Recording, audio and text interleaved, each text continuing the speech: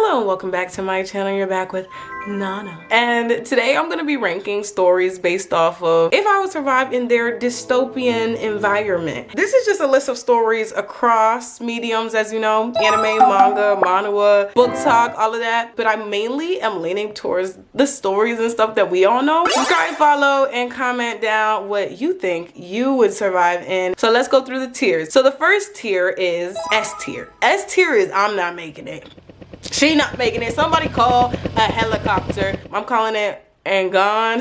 And then A tier is seriously brutal. So like when I say seriously brutal, I mean I'm missing a couple some body parts. And the next thing on my tier list is just a few scratches, just a couple scratches, you know, got thrown this way, that way, this way, that way, but I made it nevertheless. The next tier is a cough, which means I didn't get scratches, but you know I'm and then the last tier, it is thriving. I'm thriving in this new world. I have my list right below me, and we're gonna start off with a banger, Divergent. If we're talking about that first movie, Divergent, I think honestly I could put in just a few scratches. I know that they have their whole war and stuff, but as long as I'm not Divergent, there's no issue.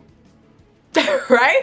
And I think I'd be like one of those farmer people. I'd be one of those farmer people who are just planting the seeds and getting ready to make everyone happy and feed everyone. I don't think I'd be in any danger until they bring the war over, but those are later books, so I'm not even concerned. Let's put Divergent in the middle tier. A few scratches. The next book I have on here is The Giver. You guys know The Giver. The Giver is a story where everyone has had their senses and their memories taken away from them, and they're told what occupation to have, they're told what kind of schooling to have, they don't see color, they don't feel emotions, they just go with the flow. Everything is pretty much sold and told to them. In that kind of a world, I think I'd thrive. And the reason I'm saying that I would thrive is because, let's be honest, like, okay, emotion's gone, so I don't even think I would want to skip the pills. What do I gain from that? He started to question the world because he started to skip the pills and he was the next giver.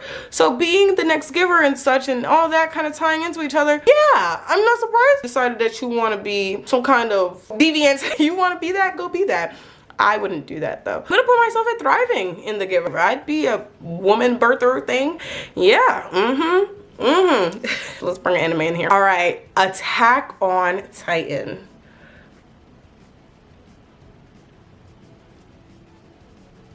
Guys, obviously I'm gone. Sasageyo, Sasageyo, Shinda Sasageyo, Juneadu. The way people were sprawled out, bodies left, right, they threw rocks at people who were on horses and they got freaking murdered. Dead and gone. Attack on Titan is one of those worlds where you just hope to not be born. And if you are born in that world, you hope to die of hunger or starvation or in the back of an alley. You don't hope to die on the field. Okay, you don't want to be chewed. You don't want to be chewed by a Titan. Next, moving on to a movie, The Purge. For 12 hours, they are free to do whatever they want to do. I think this would be seriously brutal. I think this would be seriously brutal for anyone. Unless you have someone who genuinely does not like you or you just end up in the wrong place at the wrong time, The Purge is very survivable. I think seriously brutal works because I don't think I would completely get out unscathed, especially if you decide to participate in the purge. Like, this is assuming I'm participating in the purge. If I wasn't participating, I'd probably get away with a cough because luckily in my world I would be in a very nice high-tech house that they can't get into, and I'd have no threats against anyone. No one would hate me, no one would come after me.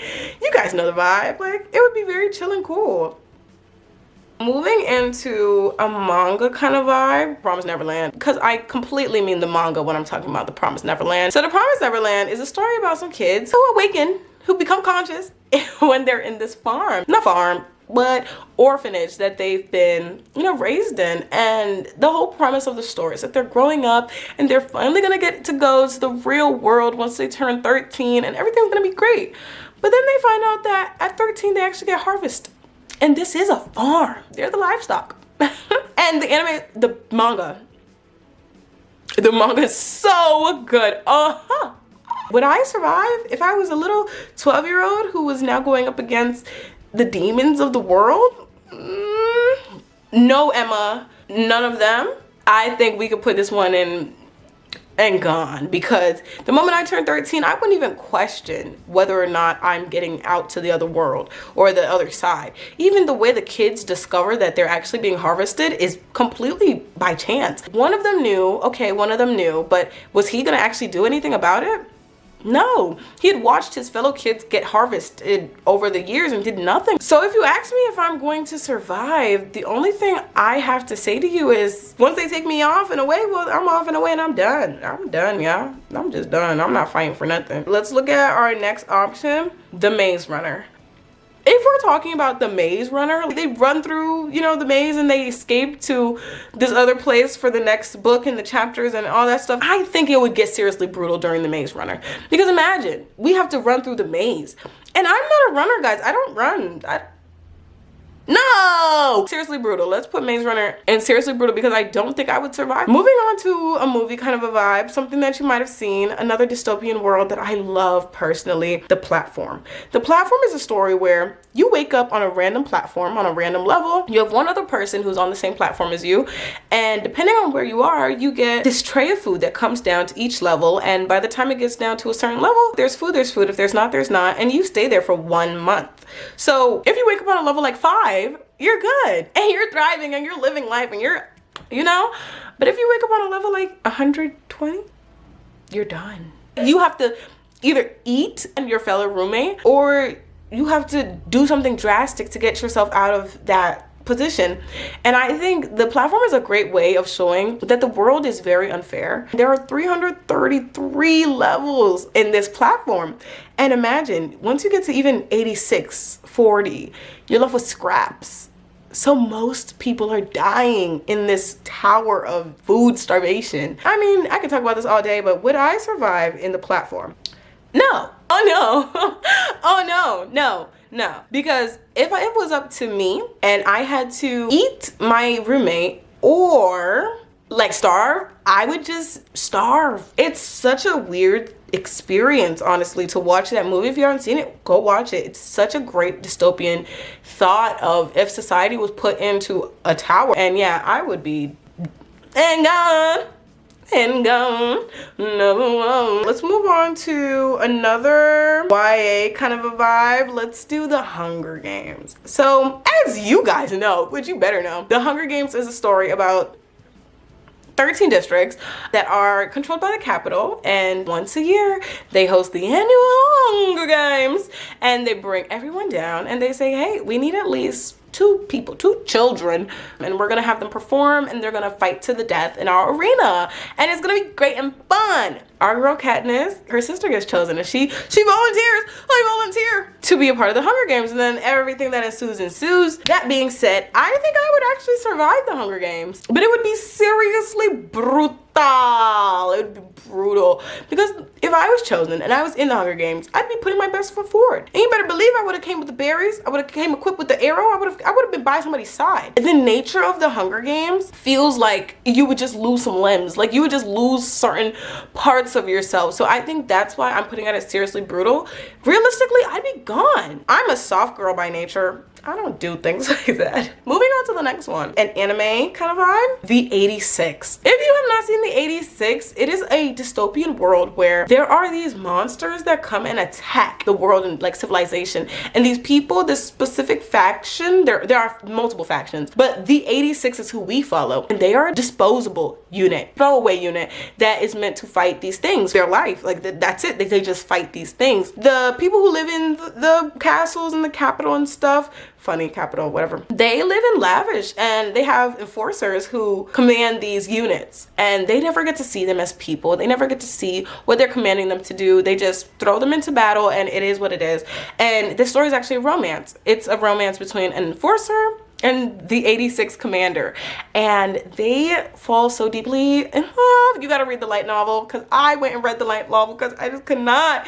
But this dystopian world is subjective. If I ended up in the place of the girl where she's the enforcer and she lives in a castle and every day is great and amazing, yeah, I'd be fine. Oh, I'd be fine. I'm thriving in that world. I'm thriving. But if I end up as one of the 86 people who's fighting these things, oh yeah, Dum gum, dum gum, yeah. They do get attacked. Their civilizations are threatened multiple times, so it is something to like think about. Moving back into the movies, Bird Box. Bird Box, of course, as you guys know, is a story about a world where a demonic presence is making everyone kind of themselves, and you just have to stay away from outside, and eventually this thing corrupts dangerous psychotic people who are already like mentally broken and tries to convince you to go outside and look at the sun, like look at the demon, so that you can also be either corrupted or just like off yourself, right? It's such a fun movie because they're stuck inside, and at first being stuck inside is not such a bad thing, but then they start getting hunted by these people that are like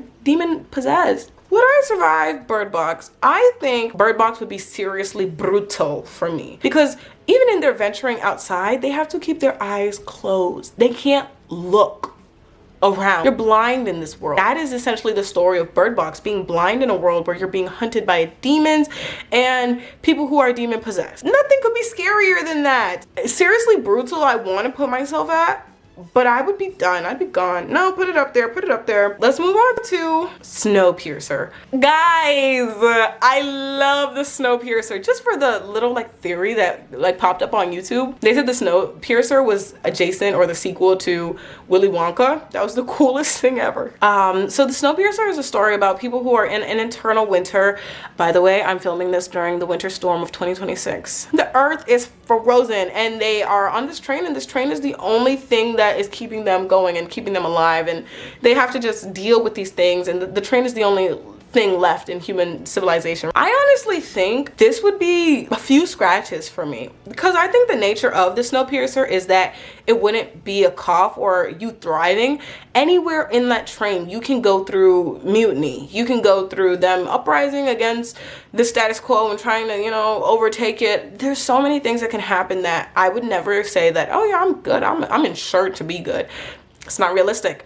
I think a few scratches make sense here, if not seriously brutal, because come on, like I think I would be scrapping too, but you never want to do too much in a world where you just live on a train.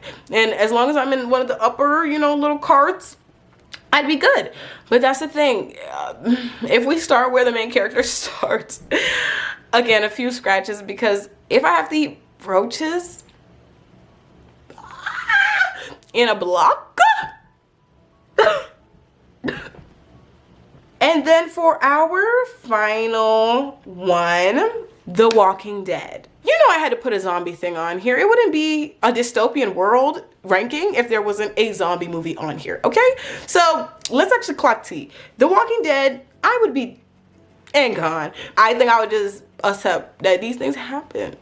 And being a zombie is not that bad. It's not that bad, okay? But that is my entire ranking of these wonderful stories, and I honestly love these stories so much. I think I just made a quick list of all the dystopian stories and worlds that I could think of that I've consumed multiple times. I've gone through this list one too many times. So I hope you guys enjoyed this video. How would you survive in these dystopian worlds? You can make a bulleted list and just do your own little ranking in the comments.